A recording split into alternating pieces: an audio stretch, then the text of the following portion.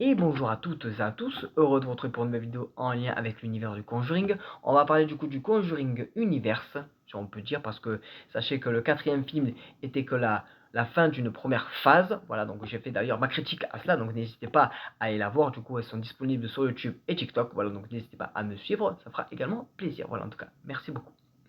Concernant du coup le Conjuring vert, donc je vais vous mettre l'ordre chronologique du coup des films si ça vous intéresse, du coup pour suivre du coup cette phase là, première phase.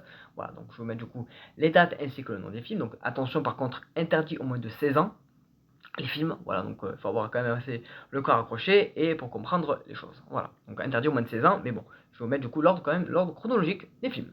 Donc on a du coup The Nun, Annabelle 2, The Nun 2, Annabelle premier du nom, le premier Conjuring, Annabelle 3, la malédiction de la Lorana, Conjuring 2, Conjuring 3 et Conjuring 4. Voilà.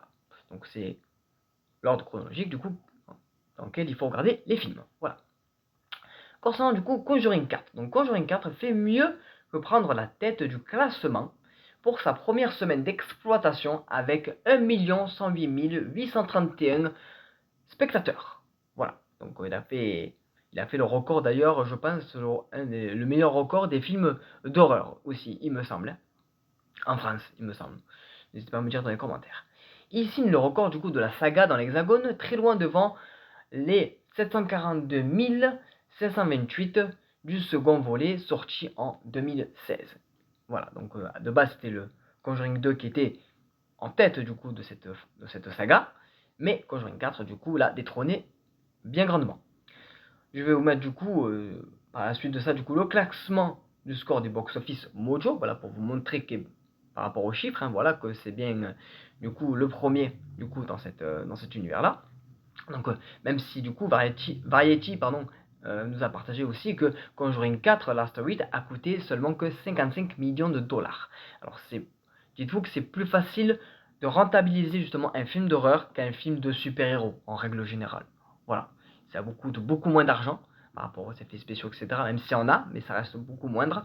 Donc voilà, donc c'est quand même beaucoup plus facile de faire un film rentable par rapport aux films d'horreur, aux films de peur en règle générale. Voilà. Donc concernant du coup, voilà, donc l'ordre chronologique et du coup les box-office mojo par rapport justement au classement, etc. que je vous mets du coup juste ici. Voilà, donc vous pouvez voir, vous pouvez lire les différents du coup entrées d'argent que ont produit du moins tous les Conjuring. Voilà. Je vais vous faire du coup partager du coup une petite anecdote concernant du coup Vera Farmiga qui interprète du coup Lorraine Warren du coup dans cet univers. Sachez qu'il y avait sa sœur qui a fait un autre film qui est dans cet univers-là, et que du coup, et pour le coup, qui ne sont pas liés dans cette histoire, même s'ils sont dans le même univers. Je vais vous revenir pourquoi. Du coup, l'article du coup de Vera Farmiga, on connaît comme Lorraine Warren dans The Conjuring, et Tessa Farmiga qui incarne sœur Irène dans The Nun. Sont sœurs dans la vraie vie.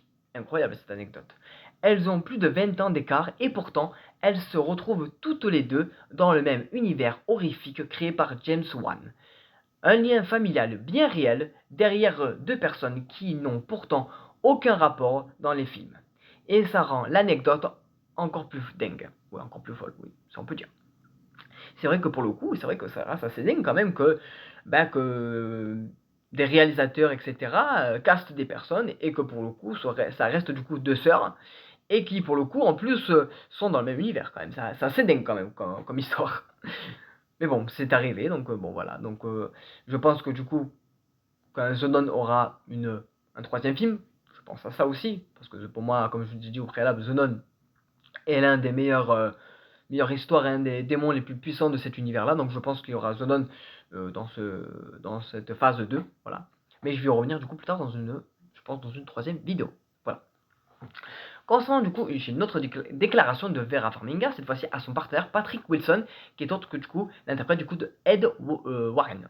Voilà, donc du coup son compagnon, voilà, dans les films. Du coup, il y a 5000 jours, lui et moi avons signé un accord avec Warner Bros. Et dit oui, je le veux, pour incarner Ed et Lorraine Warren. Aujourd'hui, ils viennent de tourner ces dernières scènes. Aujourd'hui, ils viennent de tourner ces dernières scènes, pardon, je l'ai déjà dit. Il me reste encore 12 heures de rire et de folie à partager sur le plateau. Puis il partira, enlèvera son costume de démonologue trempé de sueur, affichera ce sourire. J'ai le cœur partagé, ce fut un couple parfait et je trinque à ces 12 années. Je t'aime, Patrick. C'est quand même une très très belle déclaration de Vera Farmiga quand même, hein, pour son acolyte, ça on peut dire. Voilà, donc même si c'est du coup un faux mariage, hein, voilà, donc, mais il y avait quand même une belle relation entre les deux personnages et ça se voit, hein, naturellement dans les films. Et pour ma part, je pense que ça, pour des futurs projets, des futurs films et séries, je pense que pour les réals et tout ça, je pense que c'est un gros point positif quand ils tournent quelque chose. Vous voyez, je vais prendre un exemple tout bête, par exemple pour les 4 Fantastiques, ce qui nous dit du coup le réal, etc., c'est qu'ils avaient choisi, ils avaient casté des personnes, mais surtout qui s'entendent bien. Et ça, c'est très très très important.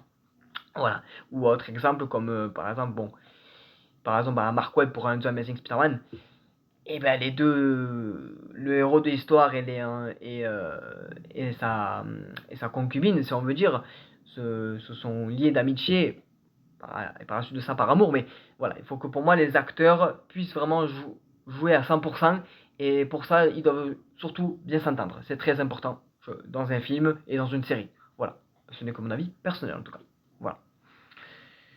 Concernant du coup, à la suite de ça, du coup, on a du coup des futures suites, du coup, par rapport à une deuxième phase, bien évidemment. Voilà, donc on a du coup du Annabelle 4, donc pas de date, pas de titre, confirmé par Warner Bros. Le film va mettre en vedette du coup Lily James, donc Sweeper de Baby Driver, donc l'actrice qui était dans ce projet-là, dans le rôle de Emily Carter, une mère célibataire qui déménage à la campagne et découvre Annabelle dans son sous-sol, déclenchant des événements terrifiants. Donc oui, il y a bel et bien un Annabelle 4, du coup, en préparation, du moins dans les cartons de Warner Bros. Voilà.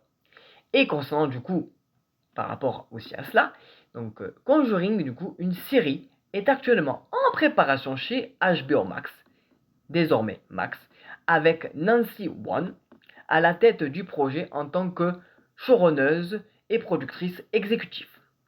L'objectif, ce qui n'est pas des moindres, c'est de prolonger la mythologie des films et offrir aux fans une nouvelle plongée dans les ténèbres du paranormal. Entre esprits vengeurs, maisons hantées et dossiers Warren, préparez-vous, le mal revient sous une nouvelle forme. Alors ça peut être très très très intéressant. Ça veut dire qu'on va voir autre chose de ce qu'on a déjà vu au préalable. Et ça, c'est une très très bonne nouvelle. Voilà. Donc j'espère que toutes ces infos vous auront plu par rapport aux dates, par rapport aux critiques, etc., par rapport aux déclarations, etc., d'acteurs et d'actrices. Voilà, donc une phase est terminée. Nouvelle phase va s'ouvrir avec du Annabelle 4. Pas encore de titre, mais le jour où ça sort, on en parlera sur YouTube et TikTok. Et du coup, une nouvelle série qui est en préparation, du coup, sur HBO Max. Voilà. C'était tout pour moi, c'était Edrix. J'espère que toutes ces infos en tout cas vous auront plu. Mais passez une très très bonne journée. Voilà, la bise, c'est Edrix.